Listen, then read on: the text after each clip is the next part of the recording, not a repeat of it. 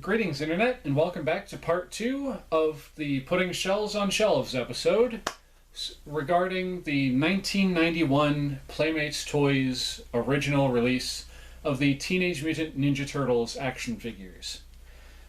Now, for this one, if things are going to look a lot similar to the things in the last video, that's because, well, in this video we're discussing, I think I said this in the last one, but in this video we're discussing the variant figures of the original figures that I showed in the last video. So without further ado, let's jump right into it, shall we? And as per what I was doing last time, we're going to start from this end of the table and work our way to this end of the table and see how we go. And I think at the end of this one I'll actually do like a side-by-side comparison. That way you guys can actually see with some of these figures what the actual variant is, if it's kind of hard to make out in, just with the figure by itself. On that note, ready, steady, go. Boom. We move on to the color variant of Hose 'Em Down Donatello. Now this figure, the difference is very subtle. Oh, I forgot to show off his little dog. The dog has the exact same colorations as the previous dog, from what I've seen. On that note, hold on a second. I never actually looked up what the little companion's name was, if they gave him one. Come on, phone, work with me. Okay, so Easy Accessy Axe. Sizzle, Fizzle, Sewer, Seltzer Bottle, and Fightin' Fire Hydrant with Hose. Okay, so they... Okay, let me check the description and see if the description gives a name to that little Dalmatian. Chill out and cool down, 'cause Hose 'Em Down Dawn is blazing a trail through the scorching sewers. The heat is on, and this frantic firefighting foot fighter sizzles into action. Hose 'Em Down Dawn's a flame-fighting fool who won't rest till all hot-headed hoodlums are locked away. Foot fiends can run, but they can't hide from Hose 'Em Down Dawn's sizzle-fizzle sewer seltzer bottle. And if those mechanical menaces hide behind closed doors, Dawn's easy access axe is the perfect pass key. Shredder's metallic mutants will wail as they're turned into short-circuit sandwiches from Dawn's fast-acting fighting fire hydrant. So be cool, don't get hot under the collar. Hose 'Em Down Dawn is on the job. So nope, that doesn't even give that poor little dog a name. That poor little mutt. There are so many other... on that note, hold on a second. Let me go back to that worm figure, and I'm going to check and see if his little character that's attached to his monkey wrench actually has a name.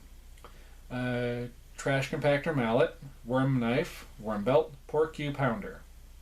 They didn't even give a name to that poor little porcupine. Okay, you know what, ladies and gentlemen? We're going to amend that atrocity right now.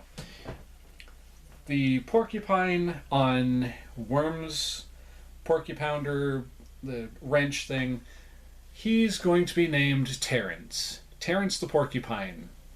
The little buddy that goes with Worm. And then when it comes to Hose 'Em Down Donatello's little, Dalmatian sidekick, we're going to call him Philip. And no, I'm not just saying Terrence and Philip because of South Park, although subconsciously that might be where that came from. We've got Philip, the hydrant manning dog, for Hose 'Em Down Donatello. There. Atrocity has been solved. But anyway, like I was saying initially, this guy comes with the exact same accessories as his counterpart. He comes with the same axe, the exact same axe in the same mold. We've got the same Hose 'Em fire hydrant, and of course we got Terrence the dog. Of course, with his detachable and slightly articulated hose. Okay, moving down the line, we now get to another really cool figure from the series, Space Usagi Yojimbo. Now this guy, essentially he is like the grandson or great-grandson of the original Usagi Yojimbo. Sorry, I'm trying to get his helmet off. I don't have the original thing that's supposed to hold it on, so for all the years that I've owned him, his helmet has been held on with a trash bag twist tie. Just give me a second. Yeah, see? But anyway, removing his helmet so you can actually get a good look at his face sculpt. That is the face of a rabbit who's seen some action. He's got the really cool, cyberized, futuristic whole thing going on. He's got actually a cloth cape that is held on with a little tiny piece of elastic cord that's wrapped around his neck like that. He came with, I think, 3 different guns, of which I currently have 2 with him because, well, he can only hold 2 at a time. And of course, they had to throw in little gag things like this gun right here being shaped like a carrot. Don't know how you can see that. He's got some cool sculpting on him, very future tech, very awesome. Or I should say very 90s future tech. And I am loving the colors on him. For one thing, he's got those cool blues going on. He's got the purples, the greens. This guy just screams 90s. And another thing that I like about him is when I got him, he actually still had his ears attached. Because unfortunately, a problem with the Usagi Yojimbo figures, I think I've mentioned this back when I talked about the original Usagi, is just because, see how far back they stick on his head? Just one too many kicks from any other figures, just like wailing on him and stuff. Just that plastic does not hold up, and those come right off. And then when you get them later on, and they're missing the ears, it's almost literally impossible to replace them. Unless you can just so happen to find another Usagi Yojimbo where the body is trashed but the head is okay, and you do a head swap, but anyway, that's Space Usagi Yojimbo. And to my knowledge, this figure did not have any variants. I could be wrong, because I'm learning new stuff every day when it comes to collecting these goofy little action figures. There we go, got his helmet back on. Alright, and we set him down so we can move on to the next figure on the table. This is another one of those chunky, hefty figures. We have Sergeant Bananas, who comes with his own little sidekick buddy. And this little figure actually has the fine and fun distinction that he actually has an ever so slight bit of articulation. Whereas most of these guys are just one solid piece of plastic, you can kind of move his one arm like that, because it's actually on a swivel hinge at the elbow. Or is it the forearm? It's like just above the elbow, right? Like right about here. Oh, and also, I almost forgot, his tail is also articulated. So Monkey can wag his tail, and Monkey can go like, hi. Let me check something real quick, because if I was so gung-ho about naming those other 2 figures, I want to know what his name is. His little monkey friend, who is named Larry the Lemur. Alright, there's Larry the Lemur for you, everybody. One of the few figures that actually has articulation. But anyway, when it comes to Sergeant Bananas, he is part of the guerrilla warfare. Or, hold on a second. It's been quite some time since I've actually read the description on the box. I'm just going to read it off real quick. Ready, steady, go. Maybe he's going coconuts. Maybe he's going ape, but for sure, he's Bananas. Sergeant Bananas, that is. This crazed critter of the Congos got the mutant muscle of 1,000,000 monkeys, and he's ready to wreak havoc on the Foot Clan. All because Shredder slopped Retribution Ooze all over his jungle gym. After wandering through the muck, this soldier of misfortune mutated with a hairy gorilla. Now he's a gorilla. And just so y'all can see that there is a difference, let me just do my best to get that like center stage right in the middle of the...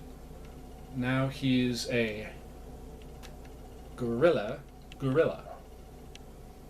And now everything's red again. Yay! It makes it look like I've actually got some sun over the last couple of days.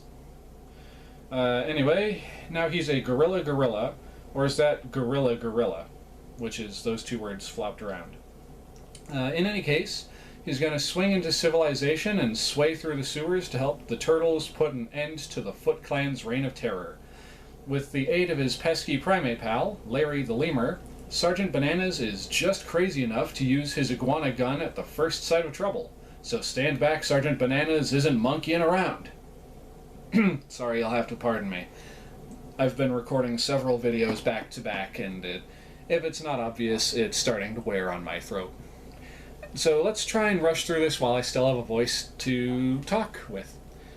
Okay, so anyway, Sergeant Bananas. He's got this very cool yellow and green camo scheme going on, and he's got a banana peel on the top of his head because, haha, monkeys like bananas. And I think this guy was supposed to come with a feature where he could actually hold something with his foot, because it kind of molded in some articulation down there. Or, kind of a grippy thing. Otherwise, why would they do that? They wouldn't, that's why.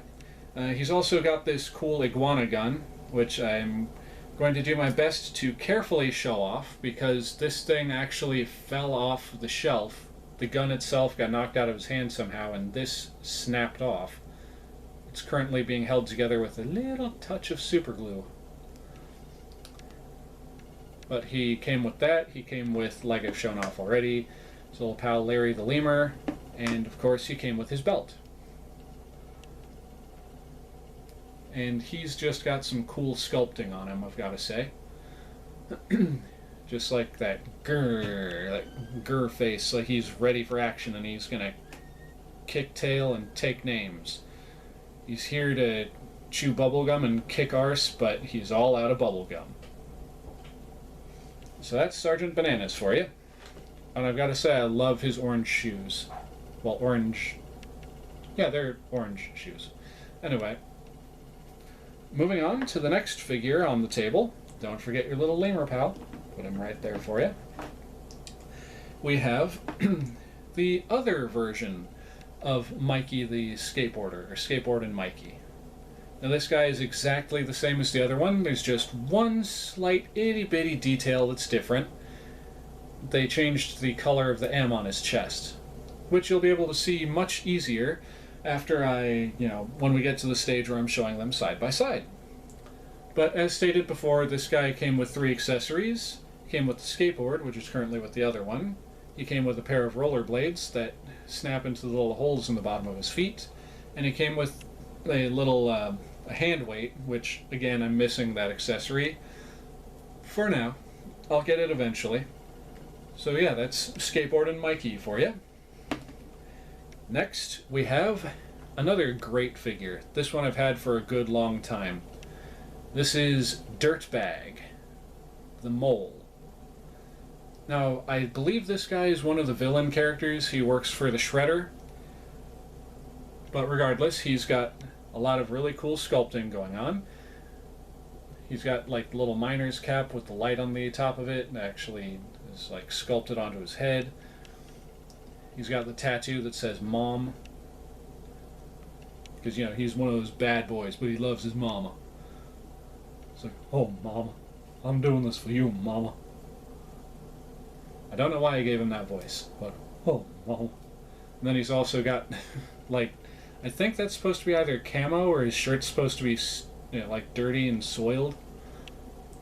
No, it's supposed to be camo. Otherwise, why would it be so uniform across his entirety? But he's got the ripped up camo tank top going on, or overalls? Coveralls? It's hard to tell because it's so ripped up, but it's got straps coming off around the front. This guy came with a bunch of accessories. He came with a gun. It's also part jackhammer. Came with this little knife right here.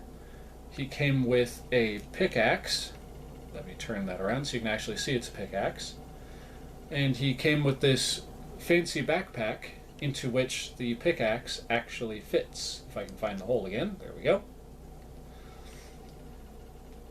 Now this is another one of those figures that's notorious for being broken in particular ways. Usually it's the tail will be busted off. Thankfully that's not the case for mine yet. Or his legs will be busted. When it came to mine, the head was actually originally snapped off. But thankfully I was able to take the end of the peg because the heads are held on by pegs. And I was able to put a dab of super glue on that and line it back up and pop it back on. And all these years later, he's still got his head attached, and I'm going to be careful about this, and his head is actually still mobile and still rotatable, if you're careful. And unfortunately, as I was saying about Muckman in that other video, and several other figures, he's starting to develop that sticky problem. I didn't realize that until I grabbed his head just now, so yeah, that's Dirtbag, everybody. Moving on, we have the Australian Walkabout the kangaroo. I'm sorry if I'm doing a piss-poor impression of an Australian, but it's what I do on occasion. Now it's starting to turn British, so I'm going to stop there.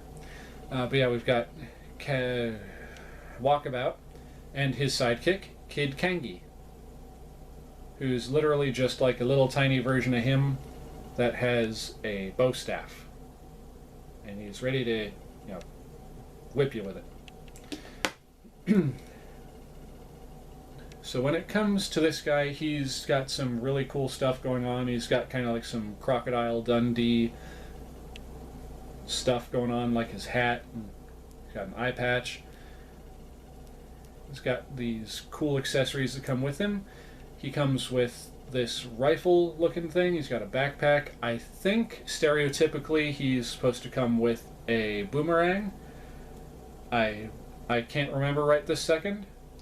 So we're going to go to ye olde modern internet. Go to the page to look at where is he? Walkabout. Pop music. Walkabout. Okay, yeah, he was also supposed to come with a little boomerang. But considering the piece would have been like literally about that big, it's not surprising that it's missing from him. The paint detailing is actually really good on this figure. They didn't miss too much. They gave him a nice bright orangey yellow fur color. Nice blues and greens.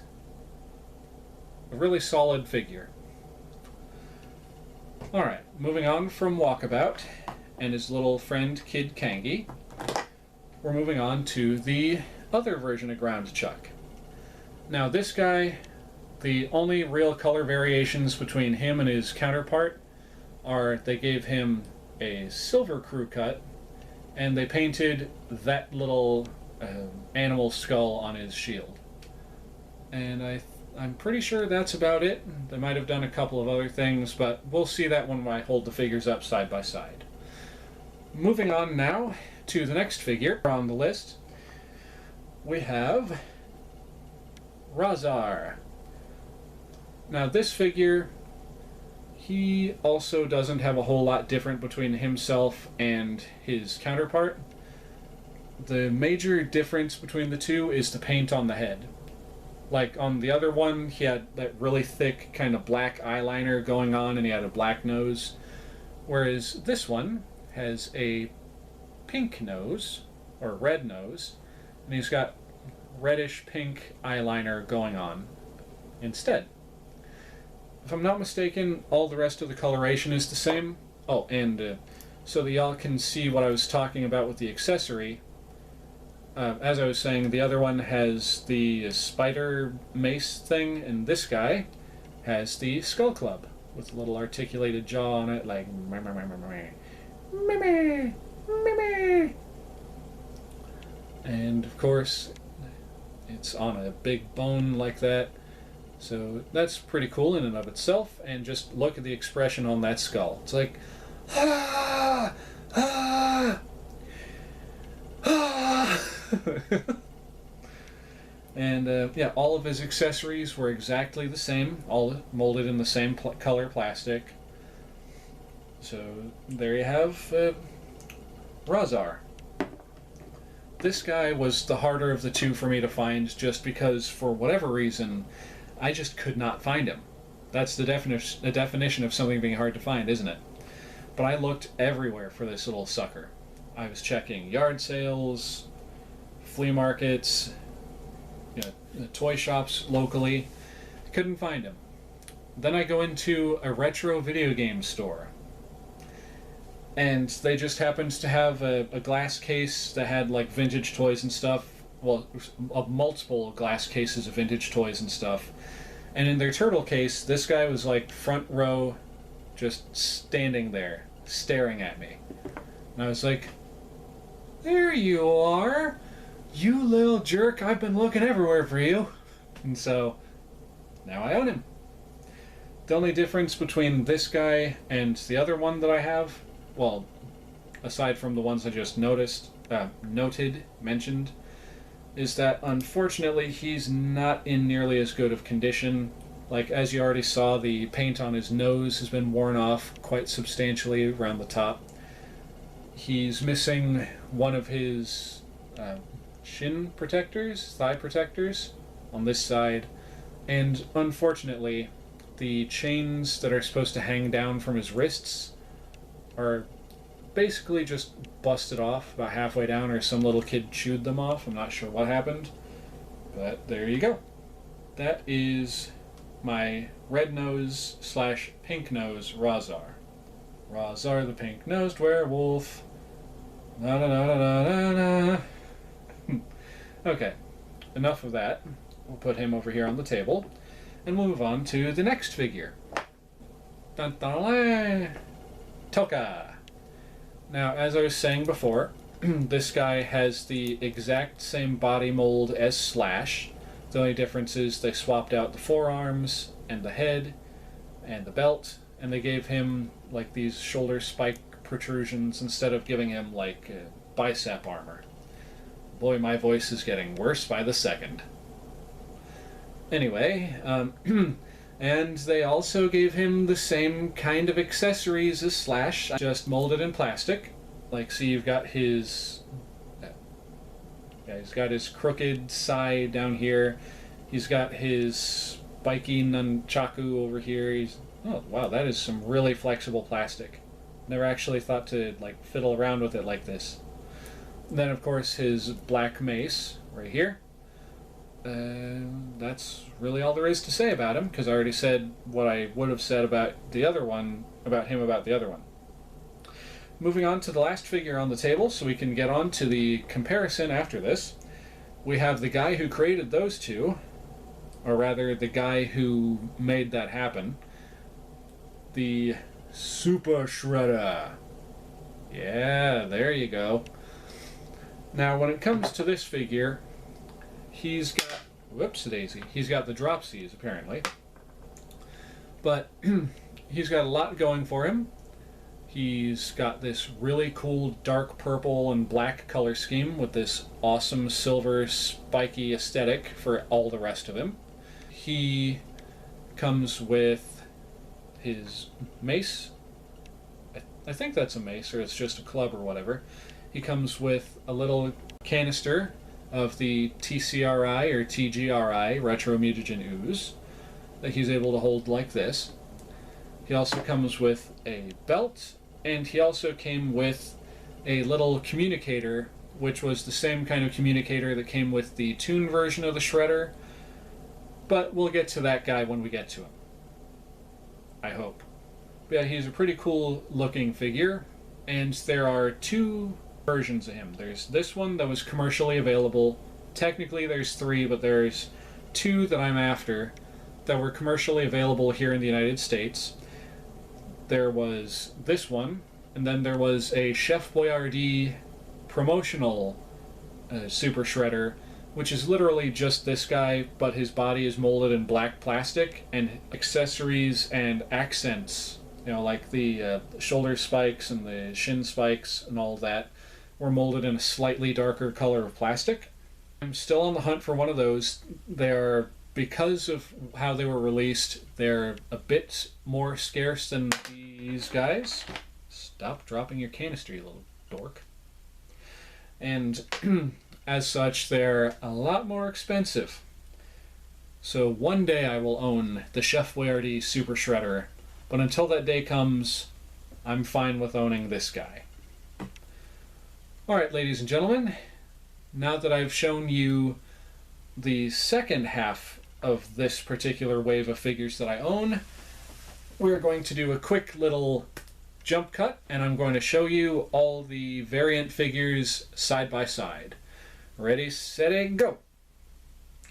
Okay, we're back, and my throat, my voice is just about out of here, but it's going to be kind of an announcer's voice, so I'm going to try and do something with this. Okay, so first we're going to start at the other end of the table, as usual. So here's Razar number 1. Just going to kind of move his arm a little bit and get his face in view, because that's the main thing that's different between these two. La-da-da, like that. And then, of course, we have his pink-nosed counterpart. So you can kind of see those guys side by side. See the difference? And as stated, it is almost literally just the face that's different between these two. I think there might be a slight color change or color difference between their hand claws, but I'm not 100% certain, so there's them. And as stated before, they have the exact same accessories. And of course, we can't talk about Razar without talking about his little buddy, his not-so-little buddy, I should say, Toka. Toka! See, my voice is completely shot at this point. But anyway, it might be a little hard to tell because of my lighting, but if you look real close, this guy is a little bit of a darker green compared to this guy. But there we go. If I put him... there it is. Now you can kind of see it better. Their faces are exactly the same. Oh, and that was another thing that was actually different between these two, I forgot to mention, was the paintwork on their shells and their plastrons. Oh, his leg just cracked a little bit, aka their bellies. Yeah, there's them. Everything else is exactly the same between these two. Now, moving on, we're going to check out Hose 'em Down Donatello. And as I said before, the Dalmatians are almost exactly the same. I just realized that this one has like 3 dots down there, whereas this one only has 2. If I can get that in the right angle, there we go, only has 2. And I think the paint on their helmets might actually be a slight bit different. It looks like the top one here is a little bit darker red, but it's really hard to tell with my camera. And moving on to the Don himself, we have Hose 'em Down Donatello and his friend Hose 'em Down Donatello. Now, if it wasn't obvious, the one right here is actually got a slightly paler shade of yellow. I don't know why my voice is my accent is changing all of a sudden. But yeah, that's all that's different between the two of them, as well as the color of their boots. This guy's got more of a Make My Day Leonardo bluish green going on. This one's got more of a rich green. The hose on his arm is a slightly different color blue. Try and get those like right next to each other. And there you go. Everything else is basically exact. Oh, and on their heads, their helmets, the green is different between the two to match their boots. But beyond that, it's all basically exactly the same. Okay, and now to move on to the skateboard and Mike. This was the first one I showed you. And then we move on to his counterpart. And see, the M is literally the only thing different, I think. Their shoulder and knee pads might be slightly different shades of orange, but that's just kind of nitpicking at that point. Then again, so is all this stuff about, all these variant figures, but there you go. That's all that's really different between those two.